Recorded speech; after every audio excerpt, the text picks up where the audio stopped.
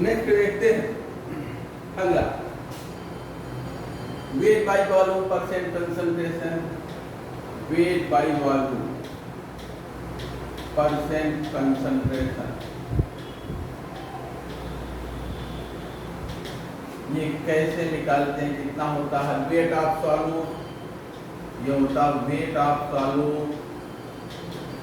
Solute upon volume of solution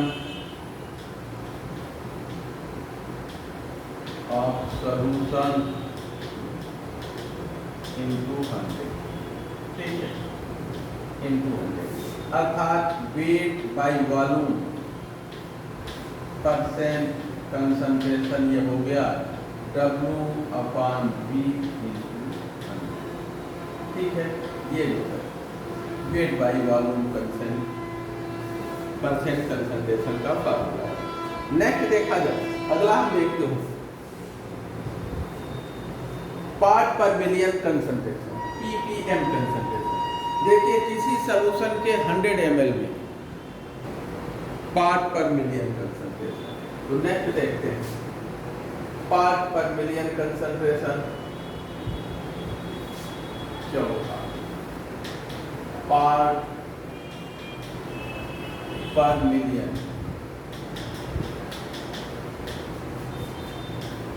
ppm।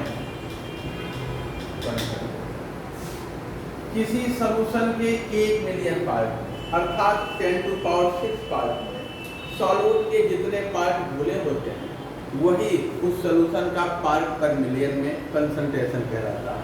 1 million part, जैसे 1 million kilogram में solute के जितने किलोग्राम घुले हो, या 1 मिलियन लीटर में, या 1 मिलियन मिलीलीटर में सॉल्यूशन में सॉल्यूट के जितने लीटर या जितने मिलीलीटर घुले होते हैं वही उसका पार्ट पर मिलियन में कंसंट्रेशन कहलाता है।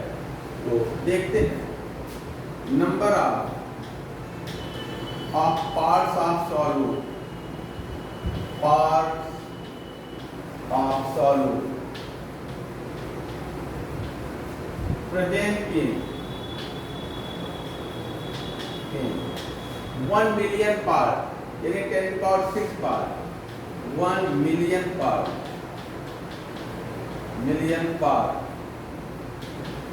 Of solution.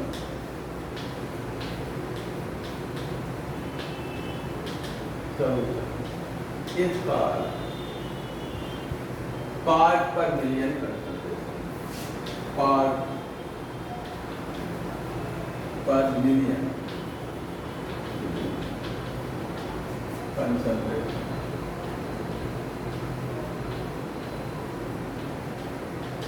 पार्ट पर मिलियन कंसंट्रेशन कहता है, ठीक है।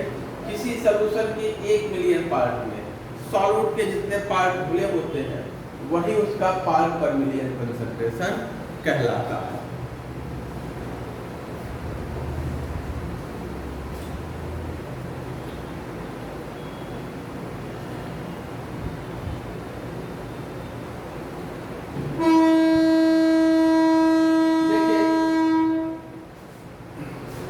अगर हम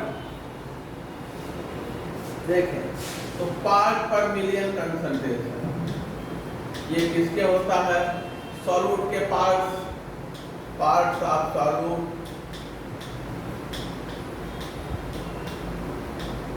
अपॉन पार्ट्स ऑफ सॉल्यूशन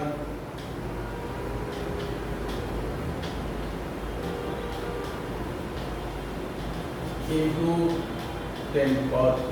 अब ये पार्ट उसका मास भी हो सकता है, वॉल्यूम भी हो सकता है। जैसे अगर हम वॉल्यूम की बात करें तो वॉल्यूम ऑफ सॉल्यूट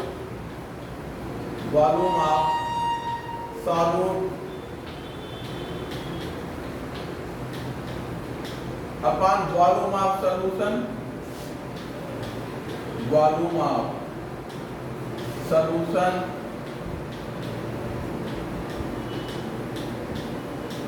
इनटू 10⁻। ये जो है पार्ट पर मिलियन कंसंट्रेशन। अब ये पार्ट्स को हम या तो वॉल्यूम के रूप में ले रहे हैं, या फिर नंबर के रूप में ले रहे हैं, या मास के रूप में ले रहे हैं, किसी भी रूप में ले सकते हैं। पार्ट पर मिलियन ठीक है, ये रहा। अब देखते हैं नेक्स्ट जो है पार्ट पर बिलियन की बात हो तो यहाँ 10 टू पावर 9 हो जाता है। ठीक है, पार्ट पर ट्रिलियन की बात हो तो 10 टू पावर 12 हो जाता है। मिलियन, बिलियन, ट्रिलियन, इस तरह से हम जैसे पी पी बी करते हैं, पार्ट पर बिलियन तो यहाँ 10 टू पावर 9 हो जाएगा।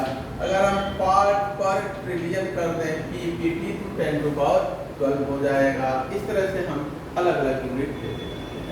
नेक्स्ट देखते हैं अब केमिकल मेथड कंसंट्रेशन का हमें देखना है। Chemical method of concentration, chemical method methods of concentration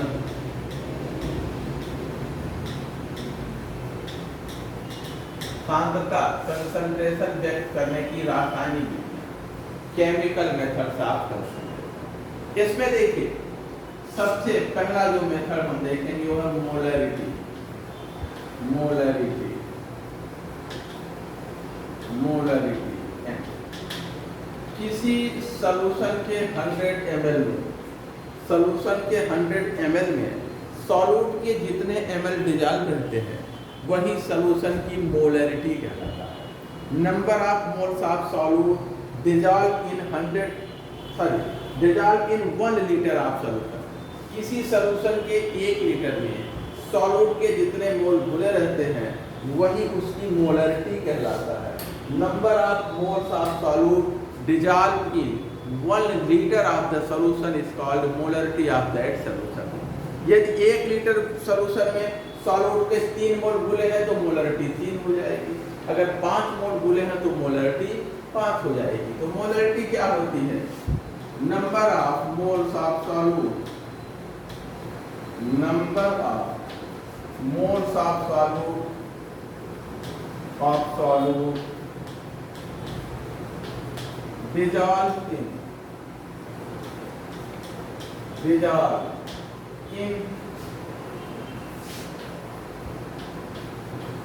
1 liter of solution is called molarity, is called molarity। किसी सॉल्यूशन के 1 लीटर में सॉल्यूट के जितने मोल घुले होते हैं वह उस सॉल्यूशन की मोलरिटी कहलाता है। ठीक है ना, सॉल्यूशन के 1 लीटर में सॉल्यूट के जितने मोल घुले होते हैं वही उसकी मोलरिटी है। अब देखिए molarity, molarity M equal to number of moles of solute upon volume of solution. ये आयतन लीटर में है, वॉल्यूम लीटर में। Number of moles of solute upon volume of solution in litre. n की वैल्यू हम कैसे प्राप्त करते हैं? नंबर ऑफ मोल्स, किसी भी सब्सटेंस के नंबर ऑफ मोल्स हम कैसे प्राप्त करते हैं? उस सब्सटेंस के मास को उसके मोलर मास से डिवाइड कर देते हैं। नंबर ऑफ मोल ये होता है मास W अपॉन मोलर मास, मास को मोलर मास से डिवाइड कर देते हैं W अपॉन M। और वॉल्यूम अगर ml में दिया है तो हम क्या करते हैं? V को वॉल्यूम जो ml में है उसे 1000 से डिवाइड कर देते हैं।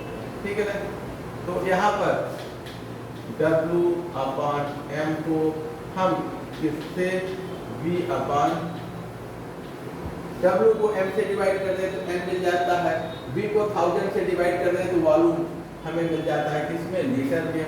तो यहाँ पर हो जाएगा M की जगह W upon M, W upon M into, इसको V की जगह ये वैल्यू लिखेंगे ना तो ये पलट जाएगा 1000 ऊपर हो जाएगा और वॉल्यूम ये ml में है, ये वॉल्यूम किसमें है? मिलीलीटर, हो जाएगा। इस तरह से molarity W upon M into 1000 upon, molarity का formula W upon M into 1000 upon, ये सभी ग्राम में है और ये मिलीलीटर में है। इस तरह से हम मोलरिटी प्राप्त करते हैं। एक और क्वेश्चन देखे जाए इस पे मोलरिटी पे, फिर आगे बढ़ते हैं। सपोज कर लें कि हमने 20 ग्राम कास्टिक सोडा को 5 या 700 ml 200 ml किसी में भी पानी में घोल रखा है, तो सॉल्यूशन की मोलरिटी क्या? क्वेश्चन एक देखिए, find the molarity of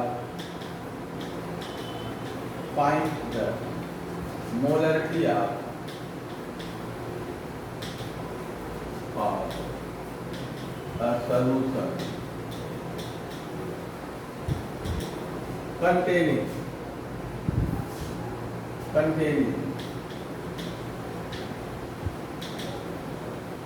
containing कितना 20 ग्राम of NaOH caustic soda in कितने में ले लें? चलिए 500 ml ऑफ सॉल्यूशन, ठीक है। क्वेश्चन देखिए क्या है, हमारे पास 20 ग्राम कास्टिक सोडा है, इसको पानी में घोला गया है, पानी का वॉल्यूम कितना है? 500 ml।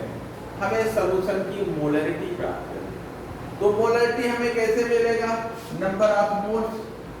मोलरिटी कैसे पाएंगे? सॉल्यूट के number of moles upon solution का वॉल्यूम इन लीटर। लीटर में हमें वॉल्यूम चाहिए, ठीक है ना। अब यहाँ पर देखिए हमें क्या दे रखा है? कास्टिक सोडा का ग्राम में भार दे रखा है, ग्राम वेट दे रखा है, ना कि इसका नंबर ऑफ मोल्स। हमें n फाइंड करना है, तो n कैसे मिलेगा? इसका जो ग्राम में मास दिया है 20 डिवाइडेड बाय कास्टिक सोडा का मोलर मास कितना होता है? 40 होता है, तो 40 से डिवाइड कर दें तो 0.5, ठीक है। 0.5 मोल हमारे पास है।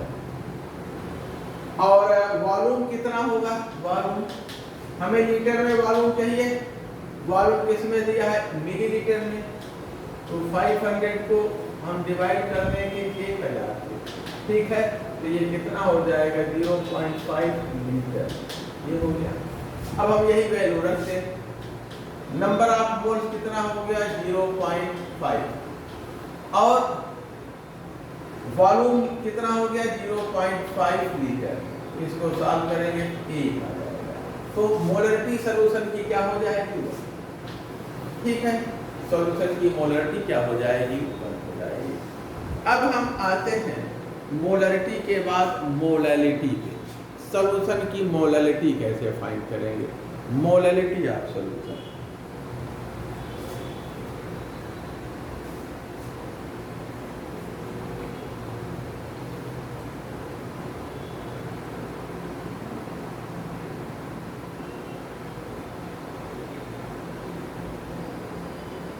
चलिए अब दूसरा मेथड हम लोग सॉल्यूशन को एक्सप्रेस करने का जो है उस पे आते हैं, वो है मोलैलिटी। मोलैलिटी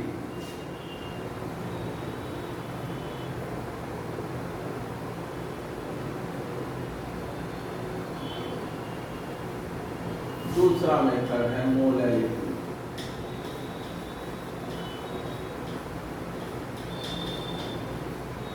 स्मॉल m से डिनोट करते हैं। किसी सॉल्वेंट की, ध्यान देंगे यहाँ सॉल्यूशन की बात नहीं होती, यहाँ सॉल्वेंट की बात होती है। किसी सॉल्वेंट के 1 किलोग्राम में सॉल्यूट के जितने मोल घुले होते हैं उसे हम क्या कहते हैं? मोलरिटी कहते हैं। फिर से ध्यान दें, किसी सॉल्वेंट के 1 किलोग्राम में सॉल्यूट के जितने ग्राम घुले होते हैं वही क्या कहलाता है? मोलरिटी कहलाता है। तो अगला डेफिनेशन इसकी देखते हैं।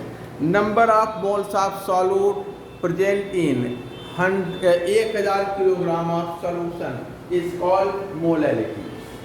ठीक है, molality number of moles of solute, moles of solute number of moles of solute dissolve in कितने में? 1 kilogram of solution solvent, 1 kilogram of solvent is called molality.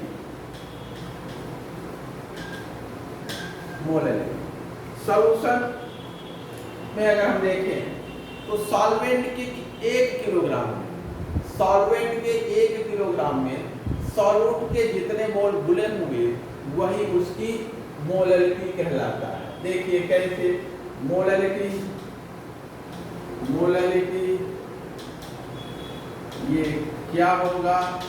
Number of moles of solute, number of moles of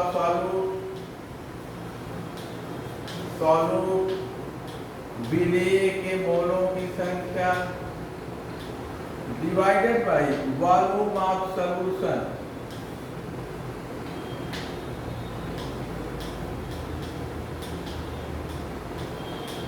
sorry, mass of solvent in KG. Molality में mass of solvent लेते हैं kilogram, mass of solvent in KG,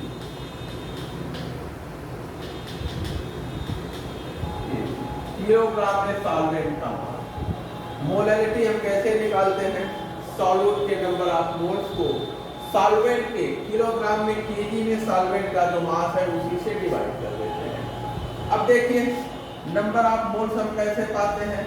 solute का mass upon solute का molar mass into mass kilogram में कैसे पाते हैं?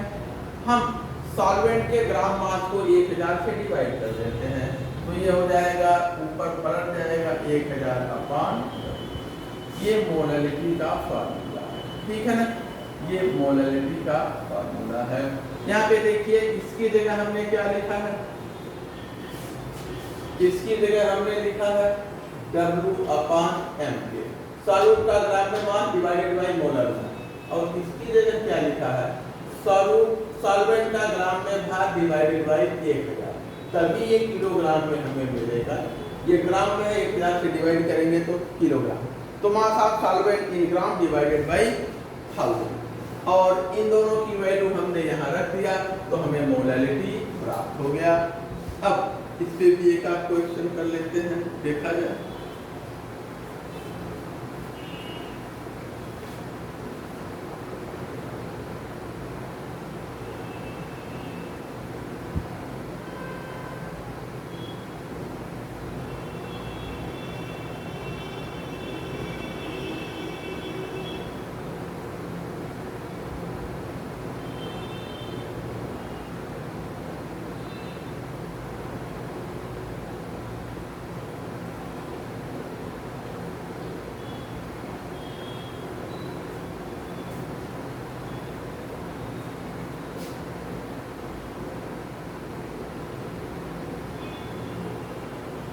Question देखते हैं। 49 ग्राम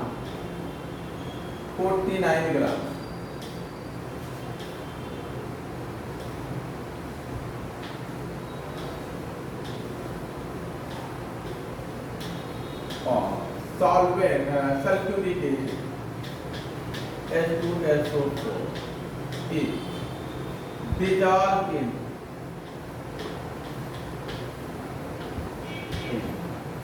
कितने में?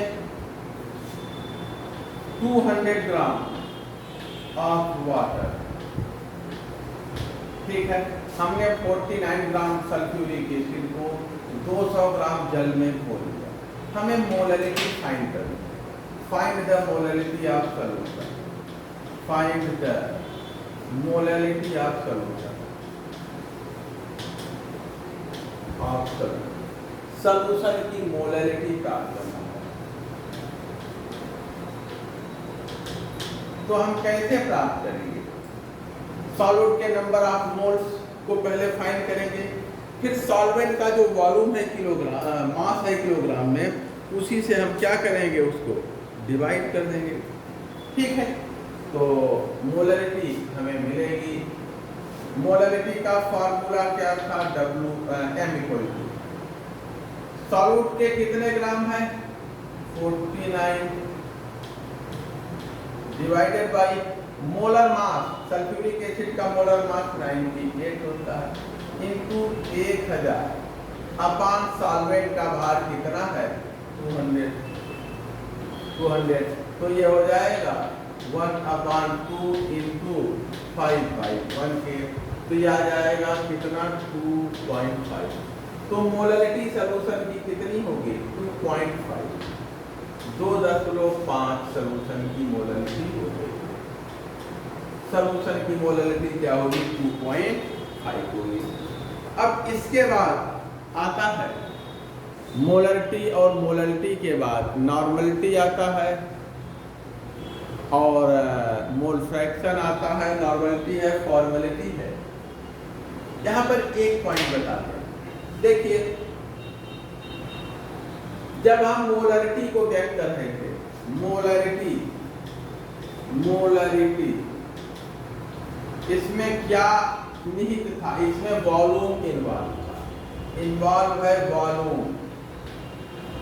इसमें इसके रिप्रेजेंटेशन में इसको जब हम एक्सप्रेस करते हैं मोलरिटी के फॉर्मूले में वॉल्यूम आता है, आयतन, वॉल्यूम,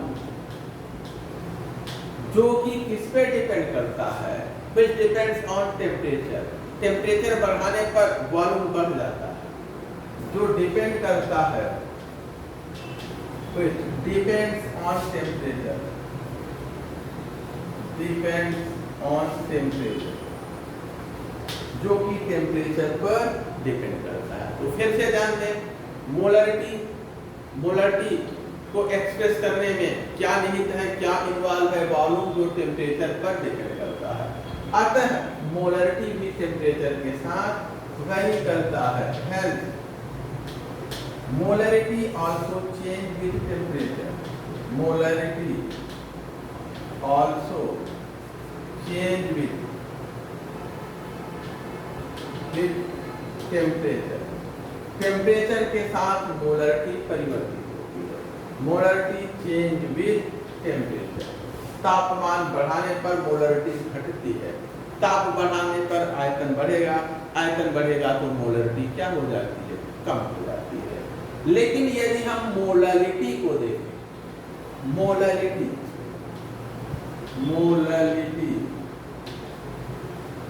इसके अभिव्यक्ति में इसको रिप्रेजेंट करते हैं। इसमें वॉल्यूम नहीं बल्कि मास, सॉल्वेंट का मास इन्वॉल्व है, और मास टेम्परेचर पर डिपेंड नहीं करता है। इसलिए मोलरिटी भी टेम्परेचर पे डिपेंड नहीं करती है। तो यहाँ हम देखें मोलरिटी में क्या इन्वॉल्व है? मोलरिटी इन्वॉल्व मास। मोलरिटी में क्या इन्वॉल्व है? मास इन्वॉल्व है, जो टेम्परेचर पर डिपेंड नहीं करता है। which does not depend on temperature, जो कि टेम्परेचर पर डिपेंड नहीं करता। मास, टेम्परेचर बढ़ाने पर किसी भी पदार्थ का मास चेंज नहीं होता। अतः मोलरिटी टेम्परेचर के साथ वेरी नहीं करता। मोलरिटी टेम्परेचर के साथ चेंज नहीं होता। Hence, molarity does not change with temperature.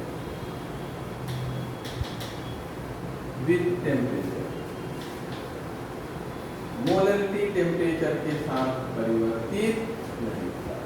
तो molarity does not change with temperature, और मोलरिटी चेंज विद टेम्परेचर। ये रहा, और इसी के साथ हम लोग आज की क्लास की रोकते हैं। यहाँ से अब कल की क्लास में देखा जाएगा।